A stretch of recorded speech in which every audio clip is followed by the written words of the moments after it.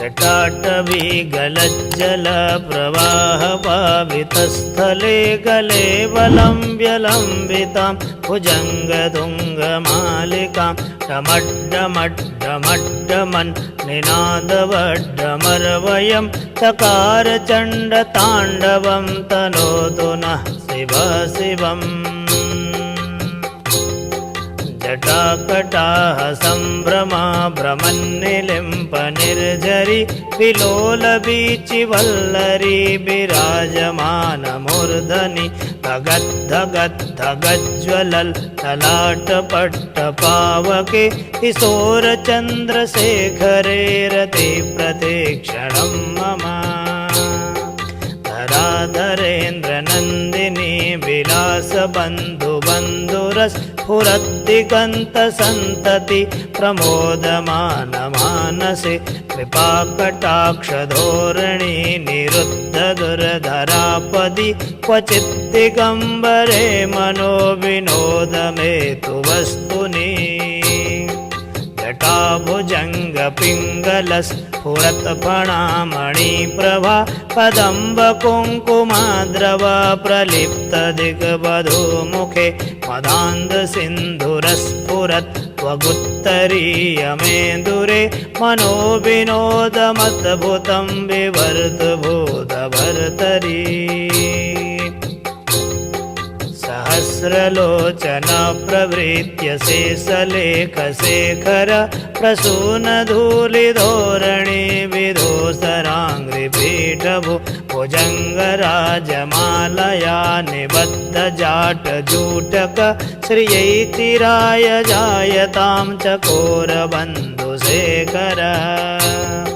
ललाटचत्वरज्ज्वलद्धनञ्जयस्फुलिङ्गभा निपीतपञ्चसायकं नमन्निलिम्पनायकं सुधामयूखलेखया विराजमानशेखरं महाकपालिसम्पदे शिरोजटालमस्तु नः।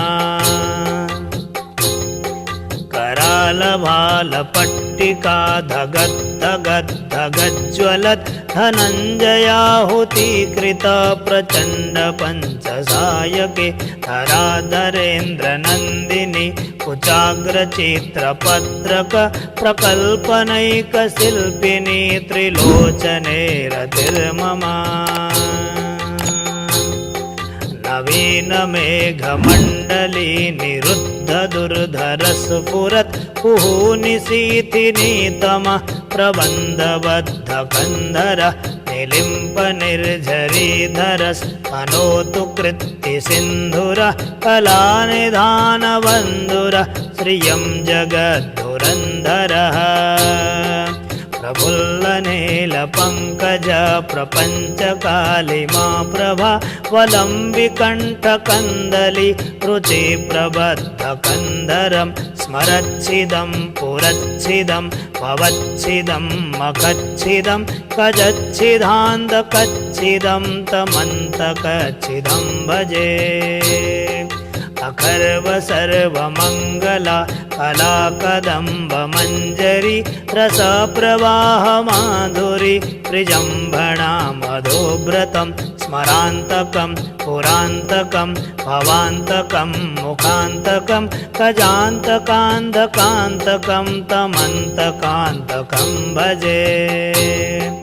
जयत्वदभ्रविभ्रम प्रमत्भुजङ्गमस्वसत् विनिर्गमत्क्रमस्फुरत् करालभालहव्यवाट् धिमिद्धिमिद्धिमिध्वनन् मृदङ्गतुङ्गमङ्गल ध्वनिक्रमा प्रवर्तित प्रचण्डताण्डवः शिवः। विचित्रतल्पयोर्भुजङ्गमौक्तिकस्रजोर्गरिष्ठरत्नलोष्ठयो सुहृद्विपक्षपक्षयो तृणारविन्दचक्षुषो प्रजामही महेन्द्रयो समं प्रवर्तयन्मनः कदा सदा शिवं भजे। तदा निलिम्पनिर्झरि निकुञ्जकोटरे वसन् विमुक्तदुर्मतिः सदा शिरस्तमञ्जलिं वहन् विमुक्तलोललोचनो ललामभाललग्नकः शिवेति मन्त्रमुच्चरन् कदा सुखी भवाम्यहम् इदं हि नित्यमेव मुक्तमुत्तमोत्तमं स्तवं पठन् स्मरन् ब्रुवन्नरो विशुद्धमेति सन्ततं हरे गुरौ सुभक्तिमासु याति नान्यथा गतिं विमोहनं हि देहिनां सुशङ्करस्य चिन्तनम्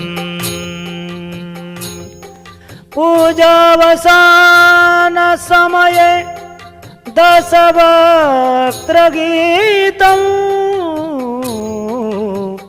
यः शम्भुपूजनपरं पठति प्रदोषे तस्य स्थिरामृतगजेन्द्र तुरङ्गयुक्तां लक्ष्मी सदैव सुमुखे प्रददाति शम्भो।